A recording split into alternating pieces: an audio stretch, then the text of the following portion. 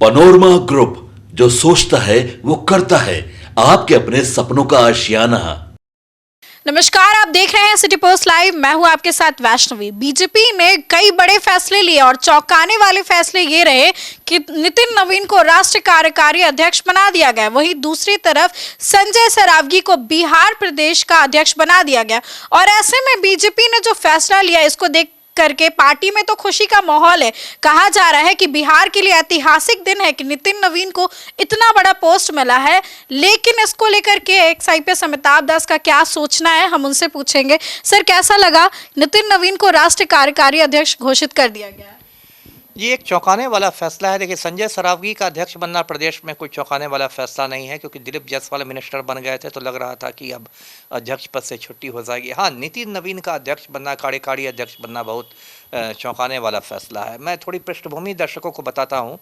देखिए, जेपी नड्डा भाजपा के अध्यक्ष हुआ करते थे। उन्होंने कुछ महीने पहले इस्तीफा दे दिया और तब से भाजपा के पास कोई पूर्णकालीन अध्यक्ष नहीं था और उसकी खोज जोर शोर से चल रही थी। और इसको लेके आरएसएस और बीजेपी के बीच कहीं ना कहीं रस्साकशी भी चल रही थी, क्योंकि आरएसएस चाहता था, मोहन भागवत चाहते थे कि अध्यक्ष पद पर कोई ऐसा व्यक्ति बैठे, ऐसा कद्दावर आदमी बैठे जो मोदी की आंख में आंख डाल के बात कर सके, जो मोदी की कठपुतली नहीं हो। तो इसके लिए दो तीन नाम जोर से तैर रहे थे। एक तो संजय जोशी का नाम, जो आरएसएस के पुराने नेता हैं, और एक वसुंधरा राजे सिंधिया का नाम, जो राजस्थान की सीएम रह चुकी है। लेकिन कल जो नाम आया नितिन नवीन का, तो वो इसलिए चौंकाने वाला है क्योंकि नितिन नवीन, देखिए, उस हिसाब से तो बहुत वो जूनियर नेता है। बिहार के बाहर तो उनकी कोई पहचान नहीं है। बिहार में थोड़े बहुत लोग उनको जानते हैं, क्योंकि विधायक रह चुके हैं, मिनिस्टर रह चुके हैं। थोड़े बहुत लोग ही जानते हैं। हाँ, थोड़े बहुत ही लोग जानते हैं। उनके पिता भी विधायक थे, नितिन नवीन ने भी काम किया है लंबे समय। उस पर भी मैं आ रहा हूँ। वो जो पिता विधायक थे, वो परिवारवाद पर भी मैं रोशनी डालूंगा।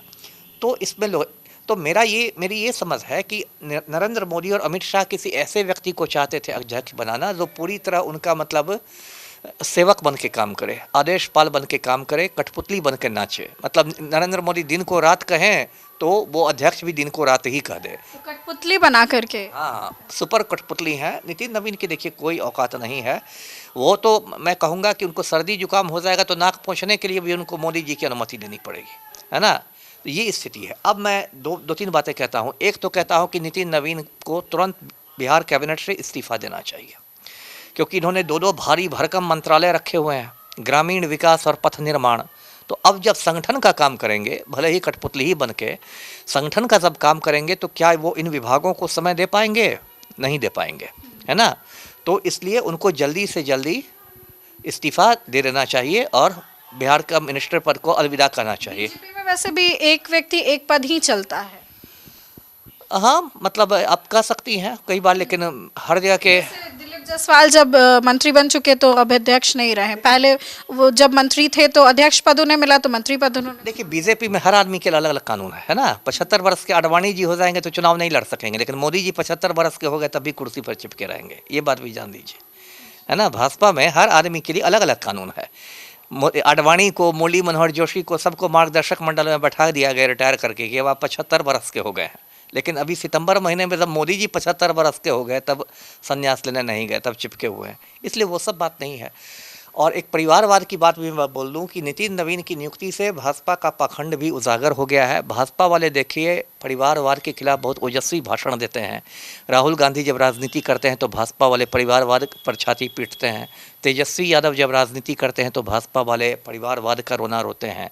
लेकिन नितिन नवीन भी परिवारवाद की ही उपज हैं। इनके जो पूज्य पिता थे नवीन किशोर प्रसाद सिन्हा, वो भी भाजपा के विधायक हुआ करते थे और राजनीति नितिन नवीन को विरासत में मिली है।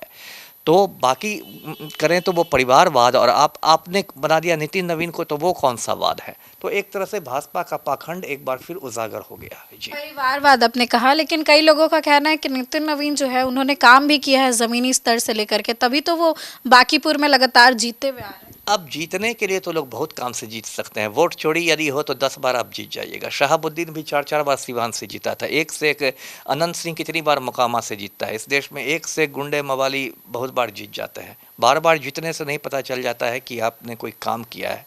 जीतने के बहुत सारे फैक्टर्स होते हैं। कोई जात के नाम पर जीतता है, कोई धर्म के नाम पर जीतता है, कोई पैसे बांट के जीतता है, कोई वोट चोरी से जीतता है। आप बार बार जीत गए इसका ये मतलब नहीं है कि आप बहुत बड़े कर्मठ आदमी हैं। जी, एक आखिरी सवाल रहेगा। बीजेपी का कहना है कि ऐतिहासिक ये फैसला था और बिहार के लिए गर्व की बात है कि नितिन नवीन जो है उन्हें राष्ट्रीय कार्यकारी अध्यक्ष बना दिया। अरे भाजपा वाले तो अब क्या कहूँ, भाजपाइयों के दिमाग में गोबर और गोमूत्र की अतिरिक्त मात्रा होती है, उनको पता ही नहीं चलता है। ऐतिहासिक क्या, बिहार अब स्विट्जरलैंड बन जाएगा क्या? क्या ऐतिहासिक हुआ है? या इतने गरीबों की जो झोंपड़ियाँ टूट गई हैं बुलडोजर अभियान में, तो सबको नितिन नवीन बंगला बना के दे रहे हैं। ये सब फालतू की बात है। बिहारियों को चुनाव लगाने के लिए बीजेपी ऐसा करती है, ये सब कुछ नहीं है, है ना। पूरे बिहार के लिए एक शर्म की बात है कि 2 गुजरातियों ने एक बिहारी को अपना नौकर बहाल कर लिया है। जी, देखिए, नितिन नवीन के राष्ट्रीय कार्यकारी अध्यक्ष बनने पर एक्स-IPS अमिताभ दास ने क्या कहा है हमने आपको सुनाया। आपकी क्या राय है कमेंट सेक्शन में जरूर शेयर करिए और देखते रहे सिटी पोस्ट लाइव।